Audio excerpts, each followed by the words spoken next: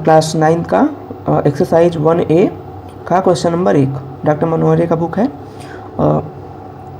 20 question में दिया है। क्वेश्चन नंबर 1 में 20 और 40 के बीच समस्त धन पूर्णांक लिखिए। समस्त धन पूर्णांक लिखने हैं 20 और 40 के मध्य। ध्यान रखिएगा कि 20 के बाद और 40 के पहले जितने भी धन पूर्णांक हैं सभी को हमको लिखना है इसमें। तो आइए सबसे पहले हम इसको साधारण भाषा में समझते हैं, एकदम सरल रूप से समझते हैं। सबसे पहले हम थोड़ा सा भले ही लंबा जाएगा लेकिन समझ में अच्छे से आएगा।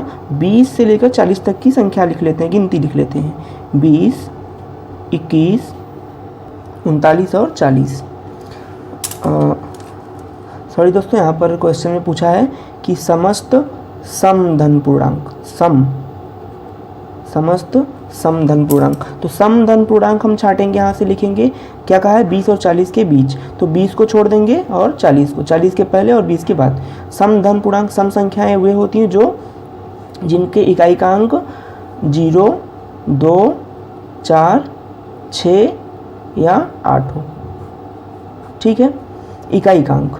तो यहाँ पर देखिए ये है 22, 24, 26, 28, 30, 32, 34, इसी तरह से। ये हम नहीं लेंगे और ये छोड़ देंगे। तो यहाँ पर हो जाएगा आंसर 22, 24।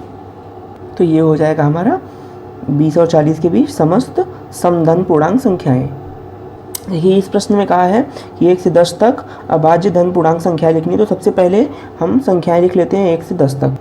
तो ये सभी धन पूर्णांक ही हैं और अभाज्य संख्याएं छाटनी। अभाज्य संख्या क्या होती है? जिनमें जो खुद से कटे या तो सिर्फ 1 से कटे, या तो 1 से और खुद से। तो ऐसी संख्या 2 है और 3 भी है। 4 2 से कट जाएगा इसलिए ये नहीं है।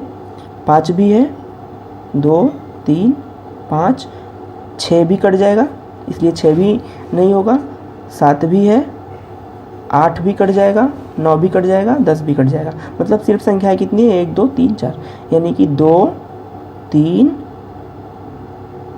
5 और 7। यही होगा हमारा आंसर। अगले प्रश्न में कहा है 2a+1 का क्रमानुयायी पूर्णांक बताइए। तो क्रमानुयायी पूर्णांक क्या होता है ये सबसे पहले इसके बारे में समझते हैं। क्रमानुयायी पूर्णांक, देखिए जो पूर्णांक होते हैं, पूर्णांक संख्याएं होती हैं, उनमें एक सक्सेशन का भाव निहित होता है, उसमें उपस्थित होता है। जैसे किसी भी एक पूर्णांक में 1 हम जोड़ देते हैं तो अगला पूर्णांक संख्या हमको मिल जाता है। ठीक है, इसी को कहते हैं सक्सेशन का भाव। जैसे 7 मान लीजिए, इसमें 1 जोड़ देंगे तो जो 8 आएगा वो अगला, इसके बाद वाला, 7 के बाद वाला पूर्णांक संख्या आ जाएगा। इसी को कहते हैं क्रमानुयायी पूर्णांक। मतलब किसी भी संख्या में यदि हम 1 जोड़ देंगे तो उसका क्रमानुयायी पूर्णांक हमको मिल जाएगा।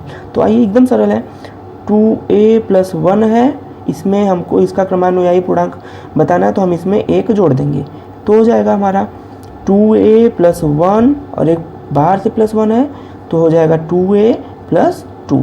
तो यही हमारा आंसर हो जाएगा। क्वेश्चन नंबर 4 में कहा है कि 2/3 का योगात्मक प्रतिलोम ज्ञात करना है। तो योगात्मक प्रतिलोम क्या होता है?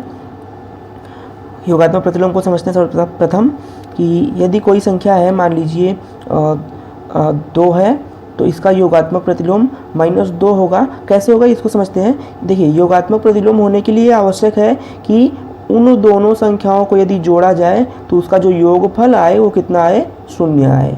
ठीक है, तो ऐसी संख्याओं को हम क्या कहते हैं? योगात्मक प्रतिलोम। अच्छा, ये महत्वपूर्ण बात है कि ये जो संख्या योगात्मक प्रतिलोम होता है ये अद्वितीय होता है। मतलब ये 2 का जो योगात्मक प्रतिलोम -2 होगा, ये -2 के अलावा कोई और ऐसी संख्या है ही नहीं पूरे संसार में जो 2 का योगात्मक प्रतिलोम हो। ठीक है, तो समझ में आया आपको? योगात्मक प्रतिलोम क्या होता है कि यदि प्लस में है तो वही संख्या माइनस में हम लिख देंगे, उसका योगात्मक प्रतिलोम हो जाएगा, और ताकि उनका जो योगफल आए वो कितना आए? 0 आ सके। तो इसमें क्या करेंगे? एकदम सरल है, 2/3 है, इसको हम क्या करेंगे? योगात्मक प्रतिलोम लिखने के लिए हम क्या करेंगे? 2/3 × -1 भी कर सकते हैं तो आ जाएगा तुरंत कितना? 2/3, लेकिन आगे क्या रहेगा, माइनस का चिन्ह रहेगा। तो ध्यान रखिएगा -1 का हम गुणा करेंगे, तुरंत ही हमको क्या मिल जाएगा, योगात्मक प्रतिलोम किसी भी संख्या का मिल जाएगा। ठीक है, -1 का क्या करना पड़ता है, गुणा। देखिए यहाँ पर कहा था क्वेश्चन में ज्ञात कीजिए, इसलिए हमने गुणा करके ज्ञात किया। यदि सिर्फ पूछा होता कि इसका योगात्मक प्रतिलोम क्या होगा तो हम कह देते -2/3। ठीक है, देखते हैं इस वीडियो का लास्ट क्वेश्चन। -5 का गुणात्मक प्रतिलोम पूछा है। तो यहाँ पर अभी हमने हल किया था योगात्मक प्रतिलोम, अब पूछा है गुणात्मक प्रतिलोम। तो गुणात्मक प्रतिलोम कैसे ज्ञात करते हैं, देखिए ज्ञात करने के लिए नहीं कहा है बल्कि कहा है लिखने के लिए।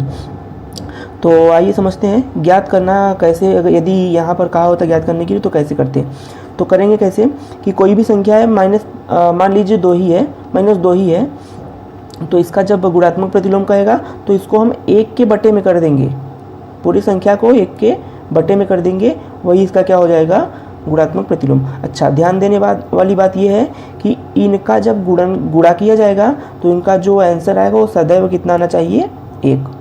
एक बार चेक करने के लिए हमारा आवश्यक है कि हम चेक करेंगे गुणा करके, यदि गुणनफल 1 आ रहा है तो हमने जो गुणात्मक प्रतिलोम लिखा है वो सही है। ठीक है, तो यहाँ पर लिखते हैं -5 का जो गुणात्मक प्रतिलोम होगा वो कितना होगा, 1/-5। ठीक है, चेक कर लेते हैं। ये 5 -5 इंटू 1/-5, यहाँ पर बटे 1 है।